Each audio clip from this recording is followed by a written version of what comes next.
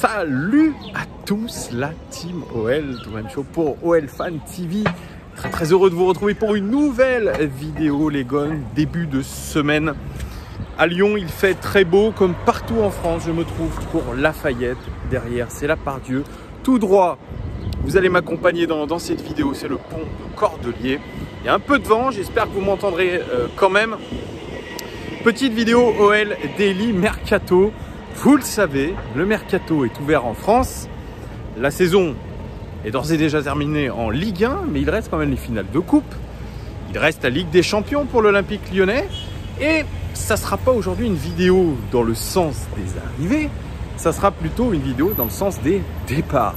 Et il y a eu deux informations assez étonnantes, hein, je le dis bien.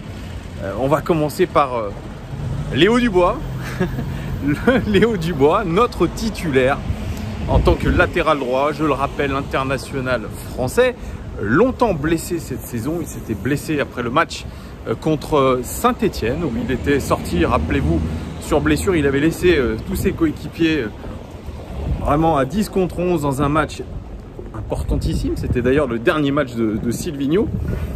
Et on lui avait d'ailleurs jeté la pierre, je lui avais jeté la pierre en disant qu'il se réservait pour l'équipe de France. Il avait d'ailleurs déclaré forfait pour le match de l'équipe de France puisque la polémique enflamme. Il a été longtemps blessé, Léo Dubois. Et depuis qu'il était revenu, eh bien, il était plutôt pas mauvais. Même si c'est un joueur que je critique souvent. Parce que je trouve que par rapport à son potentiel, par rapport à ce qu'il pourrait démontrer, je pense qu'il a encore une vraie marge de progression. Et en tout cas sur ses points forts, son point fort, les centres, eh bien, il n'a pas donné pleinement satisfaction. Par contre, évidemment, c'est un leader. C'est quelqu'un qui est plutôt régulier. Il me fait penser un petit peu à Christophe Jallet. C'est un petit peu le même style. C'est un joueur très travailleur sur son côté. C'est quelqu'un qui va aller beaucoup de l'avant, qui est plutôt pas mauvais défensivement, qui est propre techniquement. Mais voilà, je pense qu'aujourd'hui, il a une vraie marge de progression. Voilà, il faut qu'il en prenne conscience. Et c'est vrai, quand on l'a acheté, je lui avais posé la question. Je lui avais dit, tiens, c'est bizarre, il y a des rumeurs comme quoi on te prêterait. Bon, c'était plutôt, je pense, de l'intox. Et il se disait à l'époque, quand on l'a recruté, qu'il ne donnait pas vraiment satisfaction aux entraînements et que l'OL finalement bien projetait de le prêter. Et ce fameux serpent de mer, c'est la rumeur Paris Saint-Germain. Et là, tiens, comme pas un miracle, il est annoncé dans le viseur du Paris Saint-Germain qui s'apprête à perdre Thomas Meunier. Enfin, Thomas Meunier qui est plutôt envoyé vers la sortie, poussé vers la sortie, vers le Borussia Dortmund, l'international belge. Et pour le remplacer, eh bien, on a pensé à Léo Dubois. Parce que Léo Dubois est français, parce que Léo Dubois est international, parce que Léo Dubois eh bien, est un joueur sérieux, parce que, comme je vous ai dit, il a une marge de progression et parce qu'il n'est pas trop cher.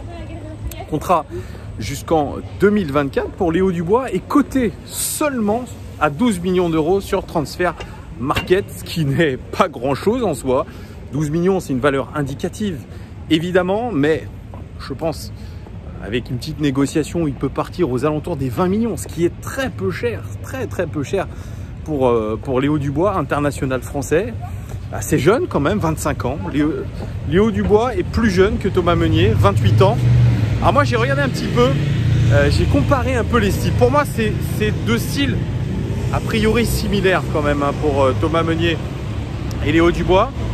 Effectivement, quand vous faites la comparaison des deux joueurs sur whoscout.com, eh bien vous vous rendez compte que oui, il y a des similitudes entre les deux joueurs. C'est quasiment les mêmes joueurs dans tous les compartiments, que ce soit la passe, que ce soit offensif, que ce soit défensif. Ils ont quasiment les mêmes stats, à part que Léo Dubois, c'est 0 passe décisive, 0 but cette saison, alors que Thomas Meunier, c'est 3 passes décisives cette saison, quasiment le même nombre de minutes jouées aussi, donc c'est assez intéressant. Thomas Meunier qui n'était pas forcément un titulaire incontestable au PSG. Donc voilà, c'est pour ça que intéressant de les voir comparer. Et je peux vous dire que c'est vraiment quasiment les mêmes statistiques. Il y a juste peut-être une statistique qui diffère, c'est le nombre de passes clés pour Thomas Meunier par match en moyenne. Il fait 1,6 passes clés par match. Il participe beaucoup au jeu offensif de son équipe. Son équipe est offensive. Alors que Léo Dubois, c'est 0,8 passes clés par match, ce qui est un peu moins. Sinon, au niveau des passes réussies, c'est environ la même chose. Au niveau des centres, c'est quasiment la même chose aussi. Donc, on a des joueurs qui ont vraiment un profil similaire. Par contre, je les ai comparés sur la pieuvre sur understat.com. Vous savez, des sortes de pieuvres pour les comparer. Et là, on voit clairement que Thomas Meunier prend le dessus. Que ce soit en expected goals, en expected assists, en expected build-up, c'est-à-dire participation à la création d'occasion de son équipe, et bien Thomas Meunier est clairement au-dessus de Léo Dubois, qui est plutôt voilà, dans le style de son équipe, plutôt un travailleur défensif, plutôt attaché à ses tâches défensives qu'un rôle de piston. Voilà ce qui diffère. Mais je comprends un peu que le Paris Saint-Germain s'intéresse à Léo Dubois. Ce que je ne comprends pas, par contre, c'est qu'il ne cherche pas un joueur plus fort, qu'il cherche un joueur bon marché, rapport qualité-prix correct. Mais si j'étais le Paris Saint-Germain, pour remplacer Thomas Meunier, j'aurais pas pensé à Léo Dubois, j'aurais pensé à une autre pointure, à quelqu'un qui a fait déjà ses preuves dans un grand championnat. Léo Dubois, je pense que là, il est peut-être dans une transition de carrière, on va le dire ça comme ça, hein, transition de carrière. L'OL, ça peut être pour lui un tremplin, même si, franchement, pour pas vous mentir, je pense que c'est un joueur que je verrais bien rester dans la durée chez nous.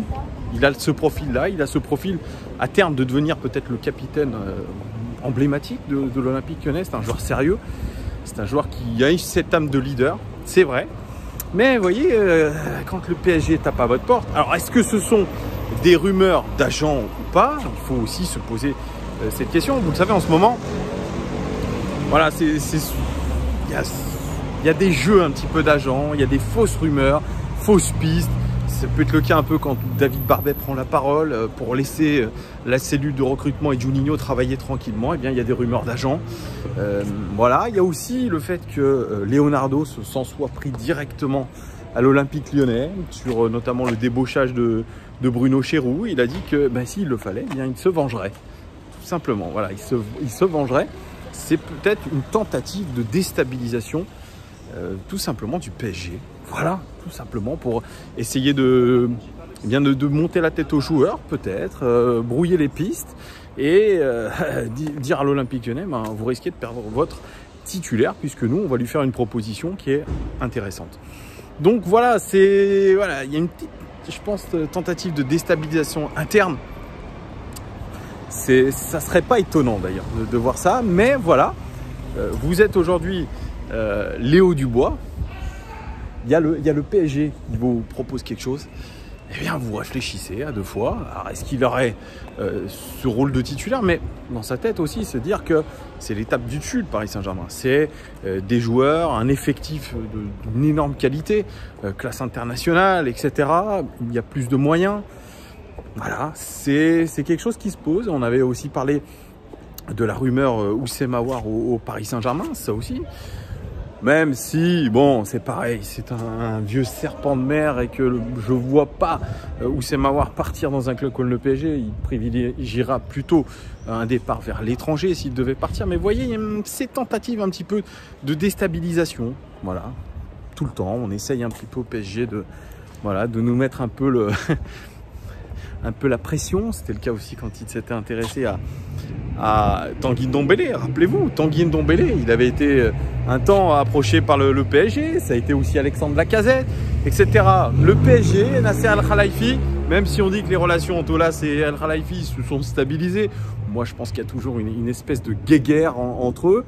Leonardo qui est hyper vexé du départ de Bruno Chéroux, du fait que voilà, ça ne se soit pas très bien passé, eh bien, ça peut aussi rentrer dans la balance. Donc c'est pour ça que cette rumeur Léo Dubois, il faut la prendre avec des pincettes. Il faudra aussi poser la question directement aux gens concernés, que ce soit le joueur lui-même, que ce soit peut-être Jean-Michel Aulas, voire, voilà. Mais 20 millions d'euros, est-ce qu'aujourd'hui, on peut se permettre de vendre Léo Dubois 20 millions d'euros en se disant « Ah tiens, on a fait une belle vente ». Je pose cette question. Est-ce qu'aujourd'hui, sur le marché, on trouverait un joueur de 20 millions d'euros qui serait supérieur à Léo Dubois? Je vous pose la question, je n'en sais rien. En tout cas, ce que je sais, c'est que Léo Dubois, c'est un international français qui risque de faire l'Euro. Probablement l'Euro, qui connaît bien le club, qui s'est bien intégré, qui a une marge de progression intéressante.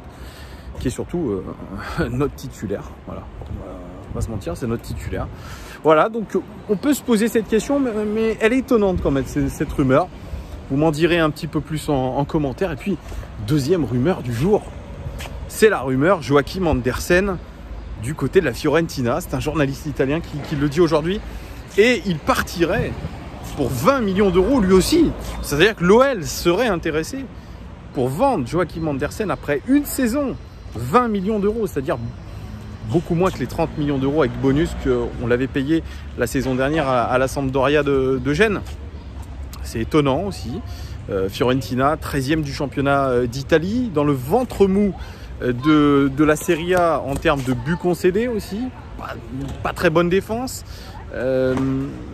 C'est très étonnant, mais un joueur qui ne l'a pas caché cette saison, il a reconnu des difficultés d'adaptation.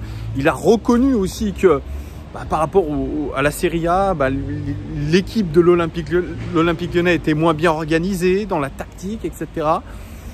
Beaucoup de difficultés, surtout de la pression sur ses épaules à Joachim Andersen, la pression du transfert, la pression aussi de faire une bonne saison et surtout de se racheter. Et ça, c'est très important. Mais moi, je n'y crois pas à cette rumeur. Je pense que pareil, c'est une rumeur d'agent. Petite anecdote qui est nulle, hein, mais je vous le dis tout de suite. Samedi, j'étais en ville et il se trouve que j'ai vu sa voiture. Elle est une Bentley, c'est magnifique d'ailleurs, une Bentley gris mat, immatriculée au Danemark à Copenhague. Je me suis dit, je vais le croiser, je vais essayer de le croiser et lui poser des questions. Je ne l'ai pas croisé. C'est dommage parce que j'aurais eu quelques questions à lui poser. Peut-être qu'il m'aurait répondu à côté de la plaque ou peut-être qu'il m'aurait donné quelques infos. On n'en sait rien. En tout cas, Joachim Andersen, il est un petit peu à la croisée des chemins. Il entend des rumeurs à droite, à gauche qu'on recherche des défenseurs centraux. Peut-être un, peut-être deux. Est-ce qu'il se sent vraiment bien l'Olympique Lyonnais? Est-ce que Rudy Garcia lui fait vraiment confiance? Est-ce qu'on estime à l'Olympique Lyonnais qu'il a assez de mental aujourd'hui pour réussir, tout simplement? Parce que c'est au mental. Je pense que c'est un bon garçon. C'est un garçon qui est assez lisse, vous le voyez. Mais dans le body language, ça ne transpire pas la sérénité. C'est un jeune joueur. Mais on sent que c'est un petit peu, vous voyez, un petit peu ce Yohan Gourcuff de la défense. Un peu emprunté, qui fait très attention à son jeu, etc. Puisqu'il a quelqu'un qui regarde tous ses matchs et qui débriefe avec lui tous ses matchs pour s'améliorer. Voilà, il fait penser à ce garçon qui a envie d'être sérieux, mais qui n'y arrive pas parce que la marche est un peu trop haute.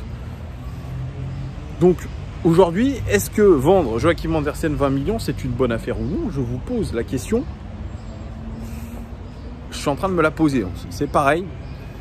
J'ai plutôt une préférence pour le non. Je pense qu'il faut garder Joachim Andersen, qu'on doit lui laisser une deuxième chance. Effectivement, si la saison prochaine, ça se passe mal, j'ai même envie de vous dire pour lui mettre un peu plus de pression sur les épaules, mais c'est comme ça.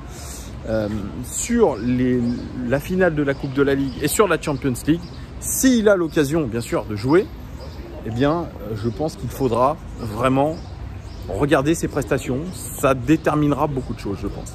Voilà c'est mon avis sur la chose, mais dans un premier temps, je lui dirais, on garde Joachim Andersen, puisqu'il a encore beaucoup de choses à montrer, qu'il a du talent, forcément. Il l'a montré quand il était à la Samp. Donc voilà, essayons de se dire que c'est un bon joueur, qu'il a du talent, qu'il n'a pas réussi parce que la première saison, elle est compliquée quand vous devez vous adapter à une autre culture, un autre club, une autre façon de jouer. Voilà, donc moi je reste un petit peu sur ma faim avec Joachim Andersen, comme beaucoup d'entre vous, je pense. Donc voilà, cette rumeur, j'y prête pas trop attention, mais ça reste un petit peu dans un coin de ma tête. Je me dis, si il y a des rumeurs dans le sens d'un départ, mais que ça soit des rumeurs d'agents, il faut en tenir compte. C'est que la porte est à demi ouverte. C'est que vous avez fermé la porte, mais vous n'avez pas mis le loquet. Voilà. Et vous êtes même prêt à perdre un peu d'argent sur lui. C'est pour vous dire, mais ça serait un énorme flop s'il venait à partir. Voilà les gones pour ces deux rumeurs que j'ai commentées. Ces rumeurs départ qui sont quand même assez étonnantes. J'espère que vous avez apprécié cette vidéo. N'hésitez pas à vous abonner, mettez des pouces, partagez cette vidéo et puis mettez-moi en commentaire tout ce que vous avez à me dire un petit peu sur ces deux rumeurs de départ.